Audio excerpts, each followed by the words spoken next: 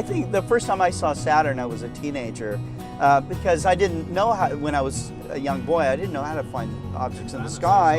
And very difficult for me, but my friend found Saturn and showed it to me, and it was out in the desert in California, and I was just stunned at seeing the rings, you know. It wasn't very big, it was very small, but I was seeing the rings around Saturn, and it was like a science fiction moment for me or something, you know. It's just amazing. But your little telescope, I mean, despite the fact that it's tiny and it's inexpensive and all that kind of stuff, it's really small.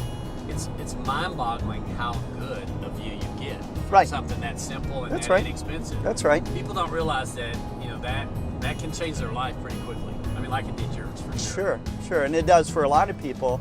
But what also changes someone's life is it's not necessarily the size of the scope they're using, but it's maybe having someone mentor them a little bit, or them to get some better information for them to find other things, because even with a small scope like that, you could see Orion's Nebula, you could still see the Andromeda Galaxy. You know, there's a lot of things that you can see. Lots of cool stuff. Lots of cool stuff. And you know, most amateur astronomers that I know, when they were young, had a small telescope. And maybe they didn't do astronomy their entire lives, because I didn't. I had my telescope, and then there were years that went by before I had another exposure to a telescope. It wasn't until like about 1980 that I get really into the hobby, you know. So.